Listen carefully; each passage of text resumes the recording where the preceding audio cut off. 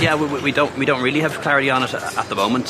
Some progress was made at the Justice Ministers meeting there the other day, but I haven't had a chance to study what's been agreed. I think, though, from Ireland's point of view, it wouldn't really be so much about taking a quota of refugees. We've accepted a huge number of people in the last year or two, maybe 100,000 people from Ukraine and other parts of the world. So I think we're in a different place as a country now, really struggling to accommodate the numbers that we have. But certainly what it is about is a number of things, but one of those is more cooperation at European level and also securing the outer borders of the European Union so that we can put more control on irregular entries into the continent, which is important for us too. So if we don't take a voluntary quota, that would be paying into a fund, is that right? Yeah, that's an option. So you can have the option of accepting refugees who are in other parts of the European Union. So they're already in a safe place, or you can make a financial contribution.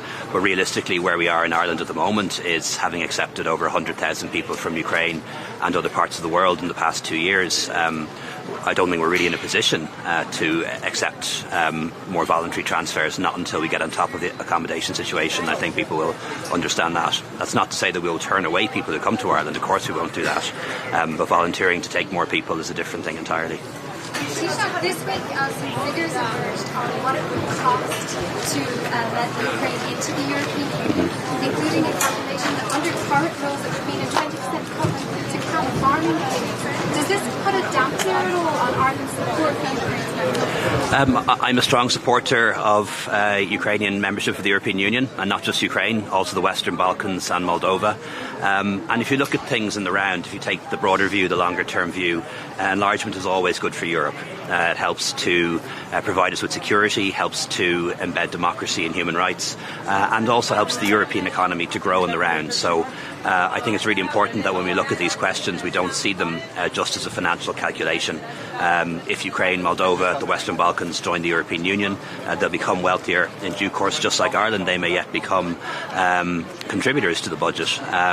Certainly when it comes to CAP reform, a further enlargement will of course trigger a lot of reforms. What might be necessary is countries making larger contributions so that we can protect the budget for CAP. But that's all way off. I'd be very keen to see Ukraine begin talks on membership this December. That decision isn't made yet, but I hope we can make that decision. But the time from beginning talks to actually becoming a member, it often takes many years, more than 10 or 15 years. So by then the budget and the CAP will be in a very different place, I think. So I really would hope that we don't create those kind of fears. Just on roads funding, Transport Minister in Ryan last year by Transport Infrastructure Ireland, it announced proper investment in roads. You see 77 deaths over the next 5 years. What does this mean on deaths on our roads and what is your response? Well, we have a lot of investment in roads. Hundreds of millions of euros go into maintenance and restoration of our local, regional, national roads every year. In addition to that, we sign off on new projects. Only this month, nearly €500 million being invested in road upgrades in the northwest for the N5. It's always the case that any government agency will always say they need more money, and if we don't give them more money, there will be negative consequences. People make their case for more money. And I wouldn't expect anything different. That's the normal course of budgetary negotiations. But I do support more funding for roads, I should be clear on that. But also we need to make sure there's adequate funding for public transport. Some really big, important public transport's about to come through planning, like Bus Connects in Dublin, like Cork Metropolitan Rail. And we have a commitment in the programme for government to make sure that funding for public transport outweighs investment in roads by 2 to 1, and that makes sense to me as well. Can you let us know what you might say to Prime Minister? Yeah, well, look forward to meeting him. It's our second bilateral, although we have spoken on phone, by phone a number of times. Really, a couple of things on the agenda. We'll be interested to hear from him how he feels the discussions between the UK government and the DUP are going with respect to restoring the institutions in Northern Ireland. Really important for both of us. And of course, we'll want to discuss the Legacy Act and reaffirming our position on that. And I suppose in a more positive space, we're going to talk about UEFA 2028. Really delighted that UK and Ireland will be hosting that tournament. I want to talk to him about our willingness to make a funding contribution to Casement Park in Belfast, one of the 2 stadiums in Ireland that will be used, the other being the Aviva. And also we're going to talk about the common travel area, because again, that's very important for us, that the common travel area between Britain and Ireland functions, but also that we secure the outer border around Ireland and Britain as well. Are you concerned about some of the language from the Tory party?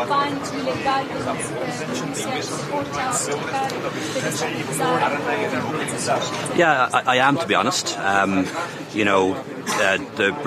The Britain and the United Kingdom that I love and admire is the country of the Magna Carta, the country that founded parliamentary democracy, and the country that helped to write the European Convention on Human Rights. And it does bother me to see the United Kingdom disengaging from the world, whether it's reducing its budget for international aid, whether it's leaving the European Union, and now even talking about withdrawing from the European Convention on Human Rights. That's not the Britain I know.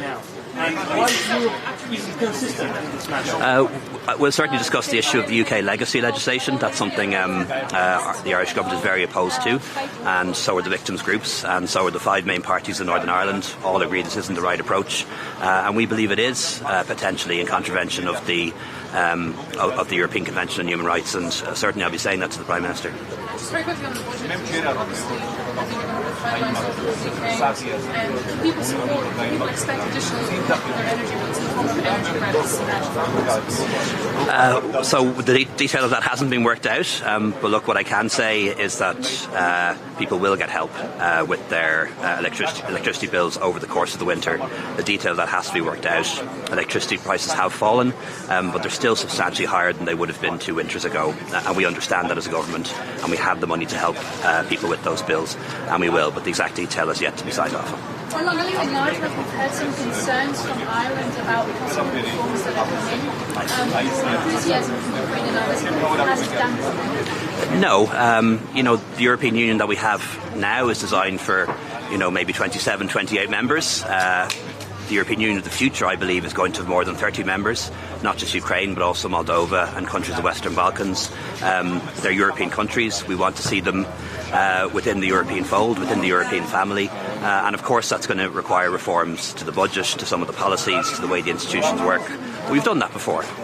We did that when the countries of Central and Eastern Europe joined, and it had to be done before when Ireland joined. So, these are the things we just have to deal with to make sure that we get them right. But we've plenty of time. This enlargement is some time away yet.